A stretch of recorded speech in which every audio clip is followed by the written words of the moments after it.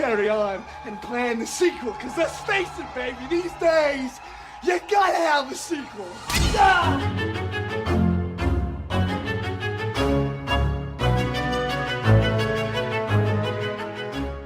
And welcome back to Micro Queers. It's our bi-weekly queer horror short roundup, and I'm Joe. And I'm Trace, and we're talking one of my favorite subgenres, killer plants. Yes, the coveted, very, there's just so many films Yeah, that fall there's into so many. Right? We're talking Nepenthes, everybody, and I really hope that's how you pronounce it, because that's how I'm going to choose to pronounce it. And it's kind of a spoiler, though. I'm glad I didn't Google it before watching the short, Joe. But everyone, if you haven't seen it, what's it about? Yeah, I actually didn't do the logline, so I'll make this up on my own. But Right. basically, it's about a woman named Max who is obsessed with making a match on dating services. She's just been stood up. And then, just as she's kind of about to give up, she ends up matching with this really attractive lady named Venus. So they arrange a date. She shows up at this dark house, lets herself in. It's covered in plants and icky gooness, but at one point she pulls open her phone and reminds herself that this woman that she's meeting is super hot. So she's like, cool, press on. And it turns out that the plant is actually the woman. So this plant is impersonating a hot woman, luring her to her death, and she is eaten in an upstairs bedroom. She is her Venus. She is her fire. She is her desire. I guess so, because num num, that Yeah. woman goes down easy.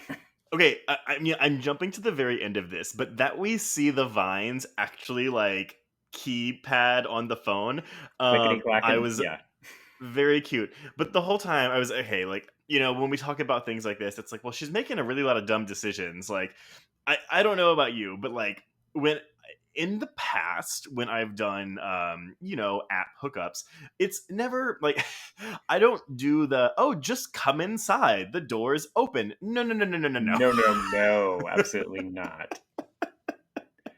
Yeah, this was red flag central. I love the fact, like, that's why I specifically made mention that she pulls up the phone, and it's even a different picture. It's like a sexy, like, Yeah, with tasteful like the boobs covered nude. but the back arched. Because I was like, oh, okay, this fucking plant is smart, because it's like, this house is creepy as fuck. It's not like, yeah, regular people would just be walking out the door, but this woman is thirsty. She wants to get laid by this hot lady. So she presses on, and it ultimately means she dies. Yeah, I mean, it's what I appreciated about it is the fact that this is a queer woman is just that. Like, there's no point. Like, Mhm. there's not really a queer angle to this. She just like this could be about a non-queer person. It just isn't, which is nice. The difference is though that watching it, like, it, I kept thinking like I feel like she should be more cautious. Oh, yeah. Because she's a queer person, but or actually even a woman, just a woman in general. Period. Oh yeah. It's interesting. So I found an interview on Morbidly Beautiful with the director Ariel Hansen, and Mhm. she explains that one of the reasons she wanted to make this short, because she's made a bunch of other ones, but I think this is the one that's either the most queer or the only queer one. But she says she really Yeah. wanted to work in body horror. So she says body horror in particular is fun to explore as a woman.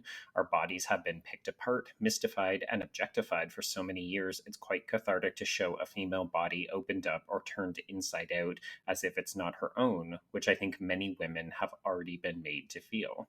So the queer aspect, I think it's just, yeah, we're telling a story of a woman meeting a woman. Like, it's so not a big deal. Like, the interesting thing here is apparently the It's woman. nonchalant. It's nonchalant, yeah. And I like that. I think this is the kind of queer representation that we're often hungry for. It's like, this character just happens to be a lesbian and bad shit is happening to her. It is. And so then watching it though, I put in some of my own stuff because sorry, some of my own experiences because this is a 5 minute short. It's not very long. We don't get a lot of information besides like just base information. And so I'm just like, okay, she walks in, there's goo immediately there. Mm-hmm. The stairwell is immediately covered in goo. She's touching goo everywhere. So yeah, she pulls the phone out, but I'm just kind of like, okay, in my mind, this character Max, she is in a small town with slim pickings of Yeah. other women to be with. So that's the only way I can be like, oh, like this is the only reason why she would put up with this. Because I can promise you, no matter how horny I am, I walk into a house full of goo, I'm either like, that's gross, or this is unsafe, and leaving. Or you've walked into the set dressing of Cherry Falls and they've gotten the party started without you. Yes, what a deep cut. But no, but I mean, it did remind me of one of the first shorts we ever covered for Micro Queers, which was Hey You. Both end similarly, but this one is more, supernatural, whereas Hey You is very much grounded in a real, like, cultural situation. Yeah, and I think the point that you raise, which is that we actually get to see the vines sort of setting up the potential next Tinder match date, it it ends what could be a really upsetting and very just icky short in a moment of kind of camp and humor, which I appreciated. So it's a horrifying situation, but the ending of it is Mhm. like, oh, this fucking vine is hungry. It's on the hunt for matches. Well, a touch that I really liked was when Max walks into the room. Not only are there like bones on the floor and human skulls on the floor, but there's also like "Get Out" written in blood from someone who like wrote it while they were dying. Hmm.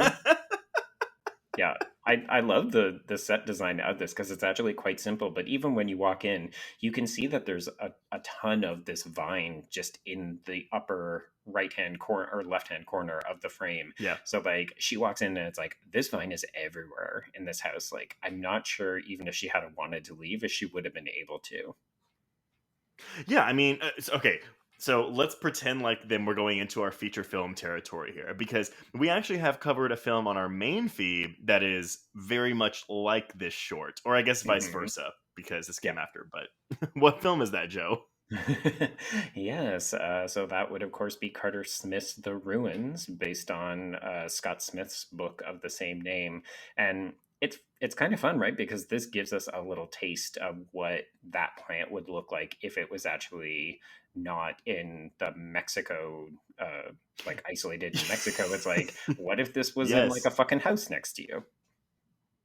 Which I love, right? It's like it's in the house, like it's like I imagine like the climax of this hypothetical feature film is like I don't know, people like go in the basement, it's just like this hub of like this breathing, pulsating plant Yes. bulb that's just like got like humans all inside it. Oh, it's Hmm. so good. So we joked about it at the top of this recording, but yeah, there aren't a lot of killer plant things like TV shows or films or whatever, because the idea in and of itself is inherently silly.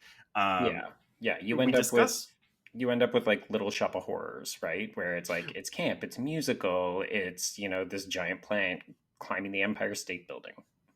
yeah, I mean, like, and that's as we talked about in the ruins. That's a criticism that was lobbied against that film. Is like, oh, it can't be scary because it's plants. Like the sheer idea of this. So this, and granted, the ruins takes itself very seriously, whereas this, like you said, I like that it is serious. It is upsetting. Like as soon as we see the incredible makeup effects of this film, it Yes. is horrifying. But then there's just that button at the end. So Hmm.